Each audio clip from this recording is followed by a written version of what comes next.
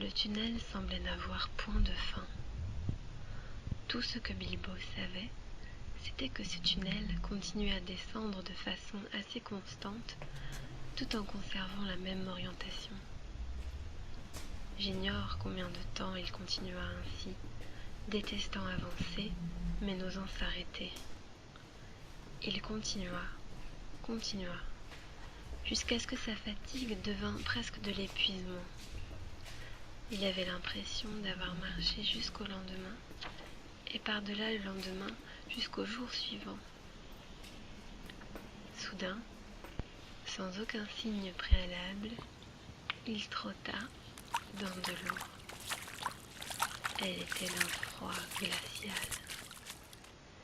Il s'arrêta, et prêtant une oreille attentive, il put entendre des gouttes tomber une à une d'une voûte invisible dans l'eau. Il semblait n'y avoir aucun autre son. C'est donc une mare ou un lac, et non une rivière souterraine, se dit-il. Il y a des choses bizarres vivant dans les mares et les lacs au cœur des montagnes.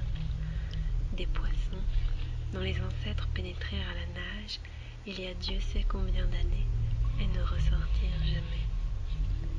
Et puis, il y a d'autres choses plus visqueuses que les poissons. Même dans les tunnels et les cavernes que les gobelins ont fait pour leur propre compte, vivent d'autres créatures inconnues d'eux, qui se sont faufilées de l'extérieur afin de séjourner dans les ténèbres.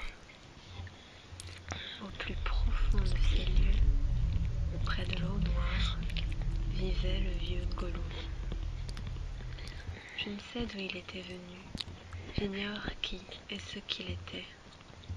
C'était Gollum, aussi ténébreux que les ténèbres, à l'exception de deux grands yeux pâles et ronds. Gollum vivait sur un îlot de rochers gluants au milieu du lac. À ce moment, il observait de loin Bilbo. Gollum monta dans sa barque et partit comme un trait de son île, tandis que Bilbo était assis sur le bord, complètement démonté.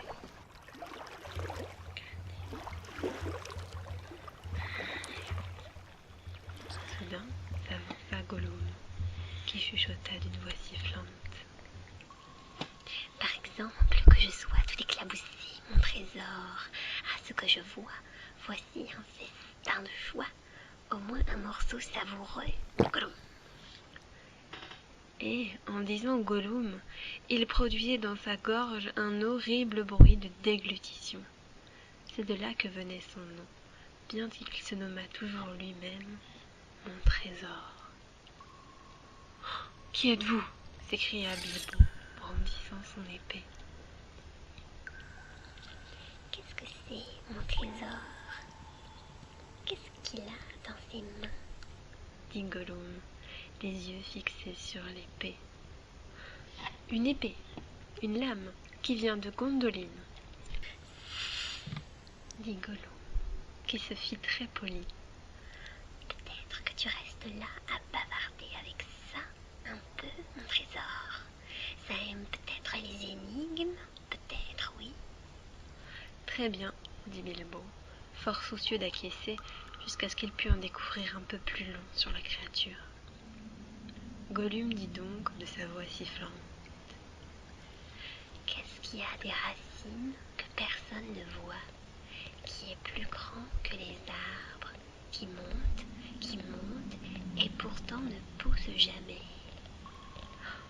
C'est facile, dit Bilbo. Une montagne, je suppose. Ça devine facilement. Ça doit faire un concours avec nous, mon trésor. Si le trésor demande et que ça ne répond pas, on le mange, mon trésor. Si ça nous demande et qu'on ne réponde pas, alors on fait ce que ça veut, hein? On lui montre comment sortir, oui. Très bien, dit Bilbo. 30 chevaux sur une colline rouge. D'abord, ils mâchonnent, puis ils frappent leur marque, ensuite, ils restent immobiles. La devinette était un peu usée et Gollum connaissait la réponse aussi bien que vous. Connu, cria-t-il. Les dents, mon trésor. Mais nous, on n'en a que 6. Puis il posa une seconde question. Sans voix, il crie. Sans aile, il voltige. Sans dents, il mord. Sans bouche, il murmure. Un instant, cria Bilbo, qui pensait toujours avec inquiétude à l'idée d'être mangé. Heureusement, il avait déjà entendu quelque chose de ce genre, et retrouvant ses esprits, il se rappela la réponse. Le vent, naturellement, dit-il. Et il était si content qu'il en inventa une sur le champ. Un œil dans un visage bleu vit un œil dans un visage vert. Cet œil-là ressemble à cet œil-ci, dit le premier œil, mais en un lieu bas, non pas en un lieu haut. Dit Gollum. Il y avait longtemps, très longtemps qu'il était sous terre, et il oubliait ce genre de choses. Gollum se remémora des souvenirs d'un temps infiniment lointain, de l'époque où il vivait avec sa grand-mère dans un trou creusé dans la berge d'une rivière. Mon trésor, dit-il. Le soleil sur les marguerites, ça veut dire oui. Mais ce genre d'énigme banale à la surface de la terre était pour lui fatigante. Aussi cette fois essaya-t-il quelque chose d'un peu plus difficile et de plus fâcheux. On ne peut la voir, on ne peut la sentir. On ne peut l'entendre, on ne peut la respirer. Elle s'étend derrière les étoiles et sous les collines. Elle remplit les trous vides. Elle vient d'abord et suit après. Elle termine la vie, tue le rire. Malheureusement pour Gollum, Bilbo avait déjà entendu cela avant. L'obscurité, dit-il, sans même prendre le temps de réfléchir.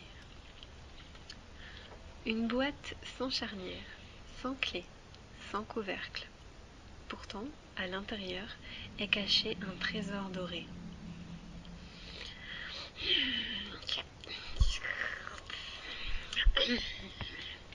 Alors, qu'est-ce que c'est? La réponse n'est pas une bouilloire qui déborde, comme vous semblez le penser, d'après le bruit que vous faites. Donnez-nous une chance, que ça nous donne une chance, mon trésor. Mais soudain, Gollum se souvint du pillage de nids dans des temps très reculés, quand, sous la berge de la rivière, il apprenait à sa grand-mère à gober. Des œufs, Siffla-t-il. des œufs, que c'est? Il pensa alors le moment venu de demander quelque chose d'horriblement dur. Voici ce qu'il dit. Cette chose, toute chose dévore.